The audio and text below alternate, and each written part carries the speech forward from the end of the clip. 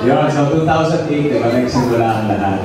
So, para sa atin, siyempre, very memorable yun. Alam mo naman kami, binibigyan namin ng kahulugan kahit yung mga maliliit na bagay. Pero hindi siya maliit na bagay lang. At alam din naman natin lahat na ang birthday, ang feast ni Mother Mary, ang Immaculate Conception ay December 8. At syempre, lahat naman tayo ay nahalin tulad natin si Maria, Mother Mary. Hindi lang dahil sa kanyang gagandahan, kundi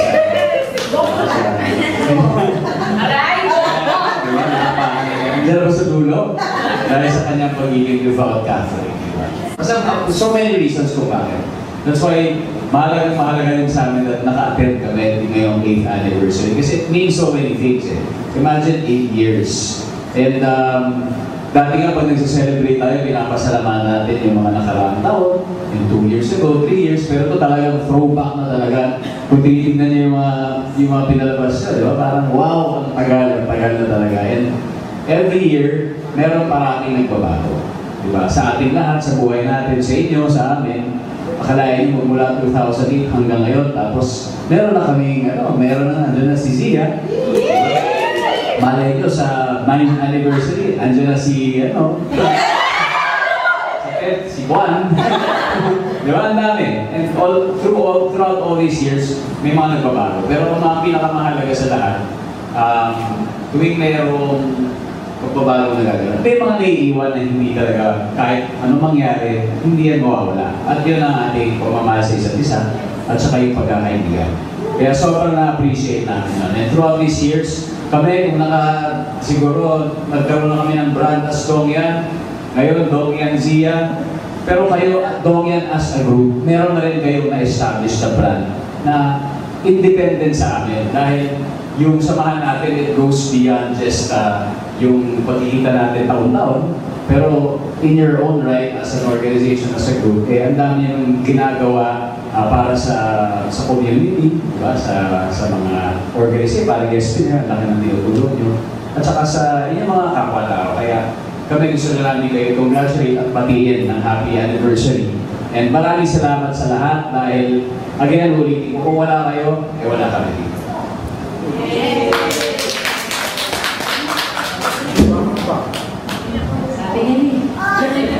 Sabi niya siguro, siyempre na-appreciate ko nagsimula tayo, pero mas na-appreciate ko kayo nung lumabas-Zia.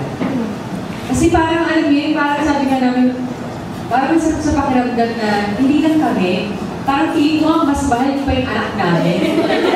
Di ba?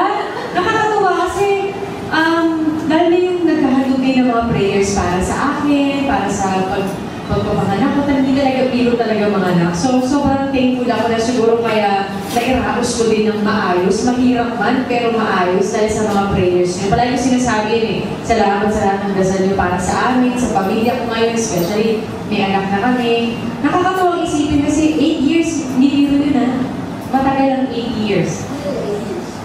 Diba?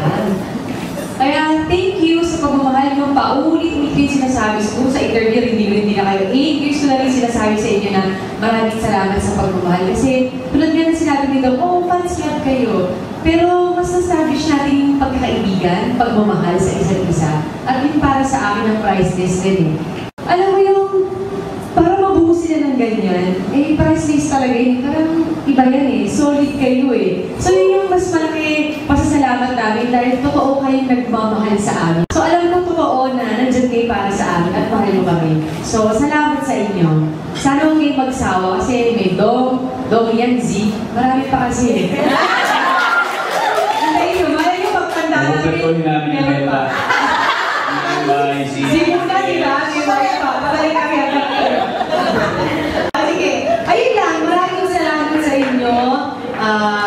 Sana mag-enjoy kayo ngayong gabi na to. Yes. Ayun lang, basta anything na may kailangan din kayo sa amin, hanggang kaya namin bigay yung time namin para sa inyo, gagawin namin yan. May lalagdag lang ako. Si Yan kasi sobrang bihira na kayo sa lumabas ng bahay. Pwede lang kung sobrang... Pag lang nililig sa mag-check yung anak ko okay. Dahil sobrang hands-on na tayo kay Zia. Kaya ako rin, thankful ako na nakasama ko rin siya ngayon dahil siyempre para sa kanya mahalaga ko yung pagdiligo. So, thank you sa'yo. kailangan talaga. Everyday, tapos sinabi ko. Ang pakiramdam ko at pakiramdam namin, hindi lang kami yung nag-aalaga dahil nandiyan kayo para kay Sia. And siguro, kailangan din niya yun dahil sa pinagdaraan ng araw-araw bilang first time. Kaya ako sobrang sabi ko sa kaya thank you at sinasamahan niyo ako para mas mapadali yung buhay niya. Oo, grabe. Tsaka ano ako, proud ako dahil nagpapabreastfeed talaga ako. So, ayun lang. Tsaka yung mga may flowers sa dibdib kayo na yan.